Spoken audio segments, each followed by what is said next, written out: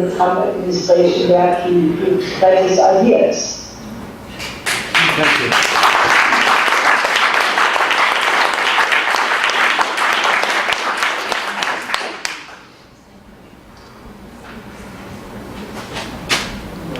Hello, Helga. It's Alvin here in New York.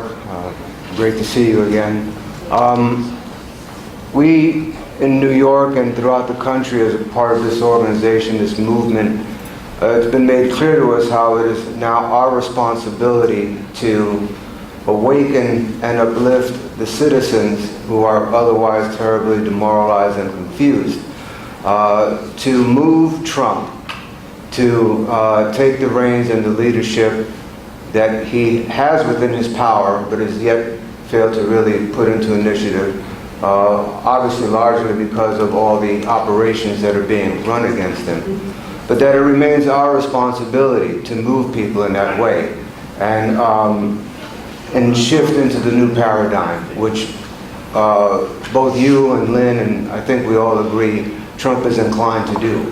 Now, just yesterday, I viewed once again a address that Mr. LaRouche gave back in 2004 in Tuskegee, Alabama, and where he went on and on the occasion of talking about Dr. Martin Luther King, what those qualities of leadership were that he possessed, and the association he had in Lynn's mind of having the crucifixion of Christ embedded within him. He went on to also describe the case of Joan of Arc and the story of Joan of Arc, and then of course the tragedy of Hamlet, which all seem very relevant to us now. So I was wondering, since it is our job, can you talk to us more about that type of love and agape, that type of leadership, which is the only thing that can move people that we have to demonstrate to them now? Well, it is very clear that people are struggling with demoralization because this is not only the case for the United States, but since we are organizing in Europe as well, I have noticed even so the dynamic is quite different because we have, after all, the Trump voters in the United States, which we have very little in Europe, obviously. But people are worried, because when Trump started to do the first things, like the meeting in Mar-a-Lago, the sending of Mr. Pottinger to the Belt and Road Forum, the ceasefire in Syria, people were actually very optimistic that Trump indeed is going in a completely different direction. But then it occurred all of these attacks, the Russia Gate, it was every day pounding and new attacks from former intelligence heads from the Obama period, the media campaign, the media in principle only reporting negative. The German first TV channel, just to give you an idea, Washington Post and the New York Times, which are the worst enemies in the campaign against Trump, had about maybe 84% negative coverage. But the first German TV channel had 98% only negative views.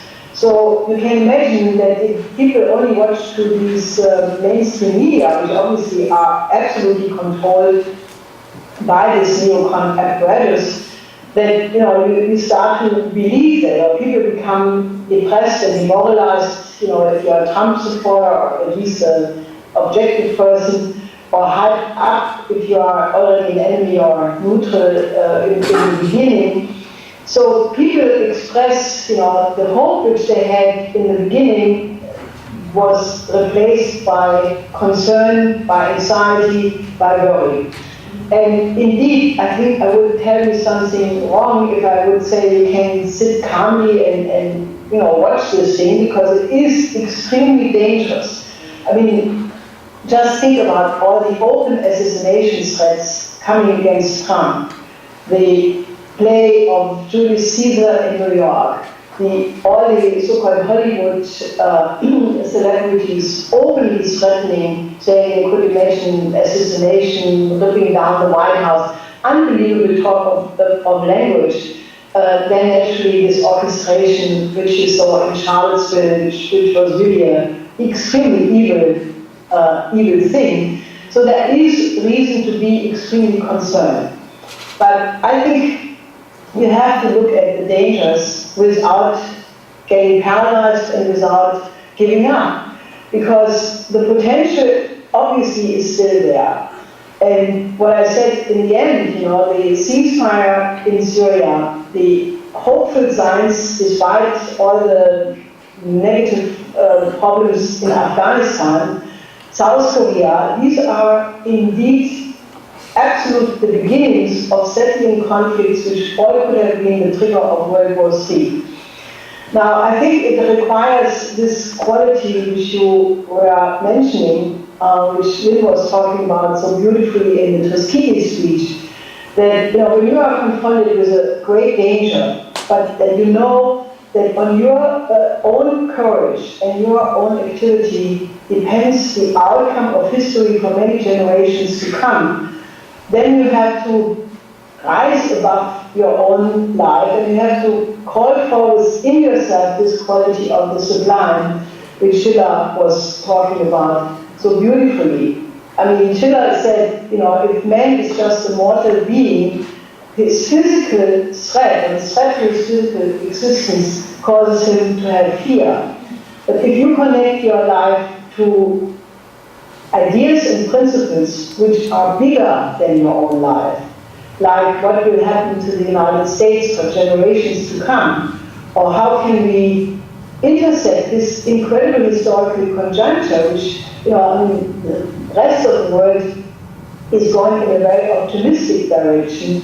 How can we intersect this historical conjuncture so that we overcome for the very first time in history the idea that you solve conflict with war? An idea which we should absolutely give up, because if you're using thermonuclear weapons, then that is the end, and civilization will just cease to exist. So we are at a point in history where people have to really become heroic and fearless and optimistic and happy. And once you have all of these qualities mobilized in yourself, I think we can absolutely do a miracle, because I believe that there is something in the laws of the universe which gives us a chance to win. It is that quality which Leibniz was talking about, saying that the great force of evil is catalyzing an even greater force of good, because that is the true freedom of the human being. And I think the universe is made that way, and there are laws in this universe which you can call natural law. In other parts of the planet they call it cosmic laws, but there is a lawfulness in the universe which, if you do what you have to do, some people call it providence, some people call it just, doing your historical responsibility. I think if we fulfill this, I think, as Schiller said, even the longest arm of the tyrant can be brought down and we can win this battle. So be courageous.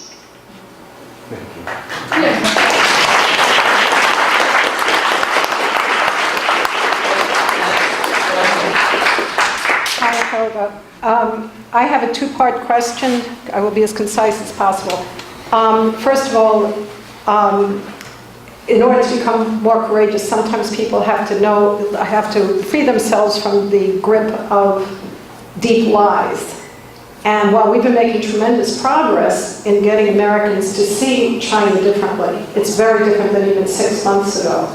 There's no question that there's a wound and that there is in many parts of the country, a crisis over what happened in the 1970s with so many American jobs being shipped to China.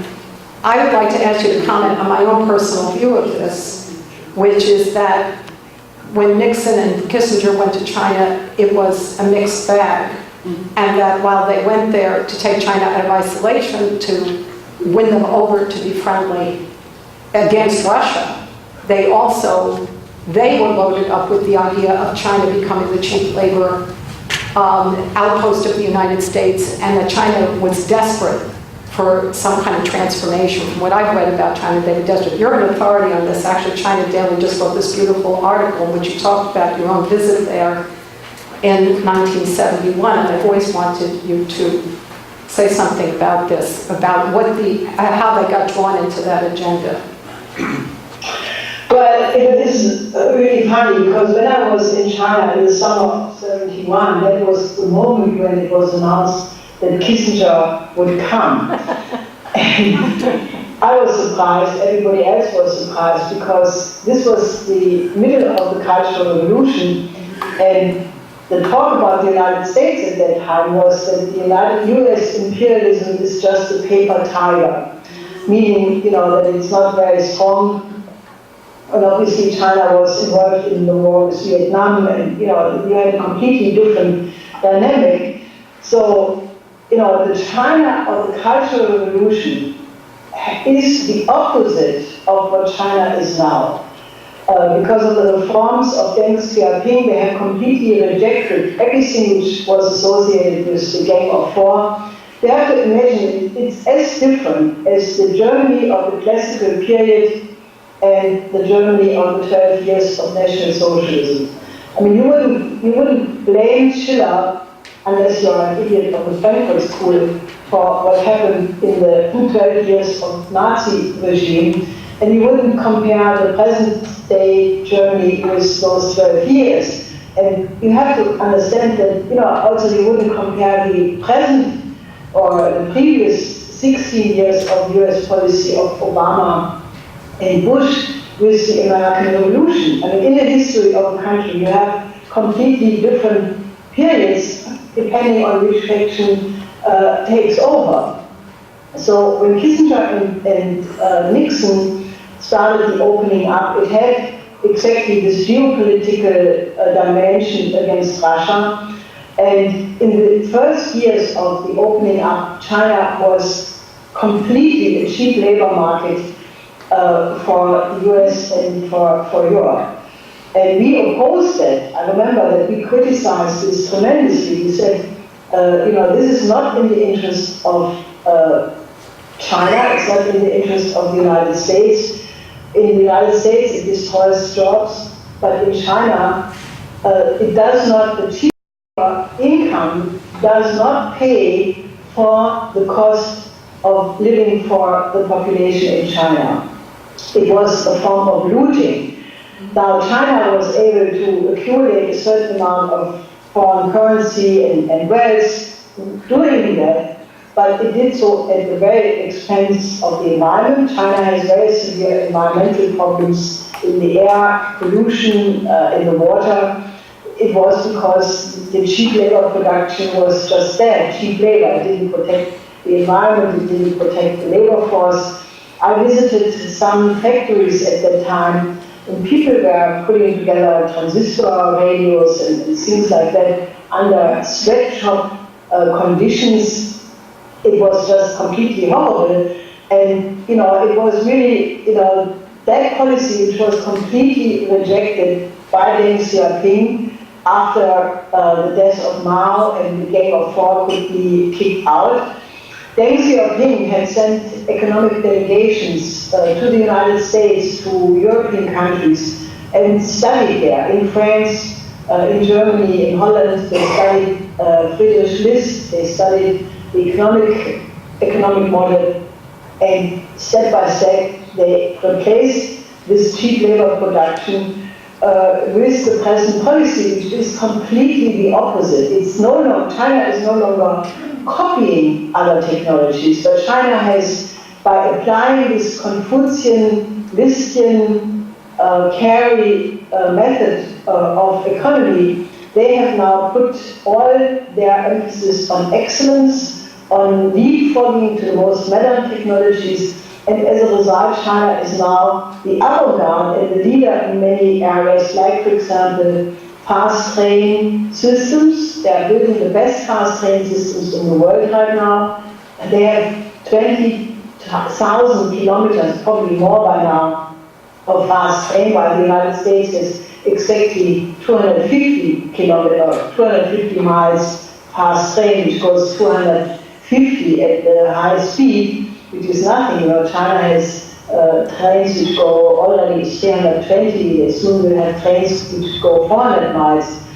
So it's no longer this relationship. And also in other areas like fusion research, nuclear power, space research, China is by now absolutely leapfrogging to be the number one. And, you know, in a certain sense, that worry of the trade union leaders and others in the United States that China is eating jobs is not true. I mean, just think what enormous potential is opening up if the United States would cooperate with the Belt and Road Initiative. The United States could rebuild its own middle-level industry. They could invest in all the projects in Latin America and Africa along the Eurasian land bridge. It just would completely change the situation and, you know, also rebuild the United States. I mean, you could have a complete change in the United States. You could have 50 new cities. Why not build 50 new cities, you know, basically between the coasts? There are many states which are completely thinly populated, almost no cities. You could connect those cities with those of the coast with the fast train system. You could have science cities. People have to have a power of imagination that China has done these things and is doing these things also in other countries like China, Ecuador, China, other places in Africa. So, you know, I think it is really important to imagine a completely different system. If the United States would now do what Franklin D. Roosevelt did, a New Deal, Glass-Steagall, cooperate with China, the United States could experience an industrial revolution bigger than at any time in its own history. So people just have to imagine that, you know, we are right now at the end of a system which cannot be saved. You need to replace it with a completely new system, and most people have just a hard time to imagine that, but, you know, there are examples of such changes. For example, the Marshall Plan in Europe was such an example, and, you know, the Meiji Restoration in Japan was such an example, what Roosevelt did with the New Deal. So people have to just think that such a dramatic change is absolutely possible today. And you should stop misblaming President Trump for all the things that Obama did to the country. You know, the other day it was reported that in 2015, when Obama was president, the suicide rate among children in the United States started skyrocketing. And I think we should, a lot of the problems that Trump is now being emotionally blamed for really go back to Obama. So this question of not blaming the wrong source is something also that's got to be brought into the equation. Let me just interject here. Helga, I don't know what your time is like, and we also have 4 speakers here and want to have time for Q&A, so I was thinking perhaps one more question, unless you have another idea. No. Okay. Okay, so we'll do one more question right now. Please be brief. Hi Helga, this is Daniel in New York. I want to make it known to everyone who is watching this program, who is here in person. I'm sort of thinking of my friend Michelle Fuchs, who has done a huge amount of work in the streets campaigning with the LaRouche PAC. And I want to encourage everyone here to come out in the street with us, and in every capacity, both at our public tables and interventions, at town hall meetings, at conferences, and all types of things that we need to do. Now's the time to act with us. And I want to report that particularly in the recent period, there's been an explosive response to the effort to defeat this coup. That we are going to areas around New York City, and that I know personally people do. We also have people all across the country, including on the West Coast and in Michigan and other locations, who are just finding people running up to the table to join the LaRouche movement in defending Trump and creating this economic breakthrough for our nation. It seems to me that part of what we have to be thinking about as we take this kind of action is exactly what makes the enemy's operation so much of a failure. That it's clear that the enemy, the British Empire, has underestimated the intelligence of the United States population.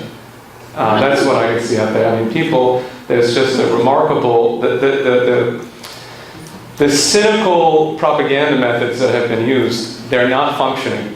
And I can give an example that within a day of the Charlottesville case, people were already coming up to us, partly educated by our past efforts, and saying, I know this is part of the coup, I know this is a George Soros operation. But the issue for us then is not just to assume that people have a higher intelligence, but to consider what it is about human intelligence, human creative reason, that's different from what the enemy assumes is true. And I recently read with a couple of people a paper by Lyndon LaRouche, which he dictated from prison after he was railroaded into prison by Robert Mueller and others, representatives of the empire, which is in the Garden of Gethsemane, in which he says that only those revolutions that appeal to the divine spark of reason within the individual will succeed. And it seemed to me that this represented a different concept of intelligence from what we commonly understand in the culture today. So I wanted to ask if you have any comments on that, with this in mind of getting much more mobilization and public activity from our supporters and friends. Well, the enemy, as you say, has really not a lot of methods. All they can say is, the Belt and Road Initiative will collapse because there's so much credit financed by Chinese banks. But the difference is very simple. If you look at the enormous amounts of real production, infrastructure, factories, industrial parks, railways, hydropower projects, bridges, these credits invested in the Belt and Road Initiative have resided in real wealth. And if you look at Wall Street and the City of London, on the contrary, what they are investing in is paper. Not even paper, electronic figures in the computer. So, so they say the Belt and Road Initiative will collapse because of this credit policy. But the reality is the Belt and Road Initiative is already everywhere. Just because you don't read it in the media doesn't mean it doesn't exist. I was talking to some people in Europe in the last couple of days in different countries, and they all say, oh, your policy is winning. It's coming. You were one important influence. This is your policy. So people who know us for a long time know that. And, therefore, in a certain sense, you should just make sure that many people know about this alternative. Because once people know that there is a completely different system, people start to think completely different, and they become angry that they're being told lies, or the truth is being withheld of them.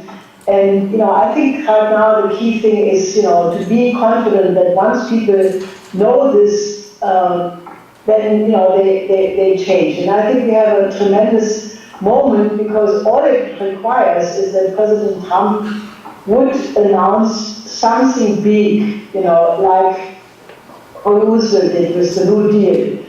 And I don't put it besides or behind President Trump that he can do that.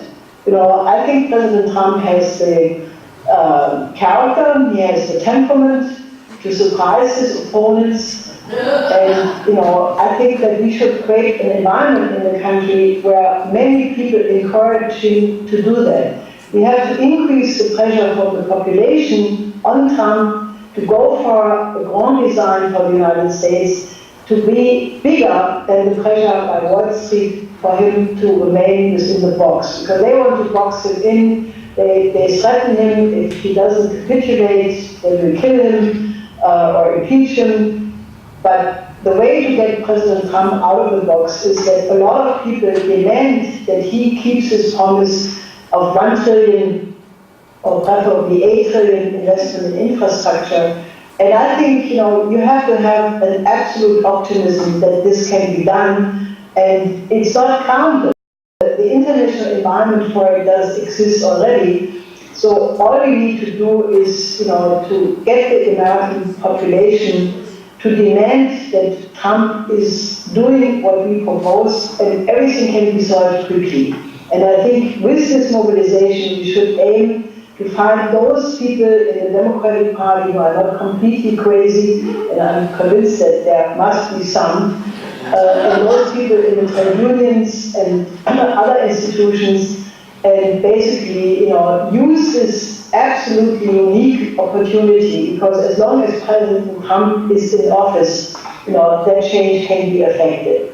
So I think that, appeal to this option, and people will have the courage, and I think that it is the heart and it's the passion for humanity which will make the difference, and not the algorithms of Wall Street.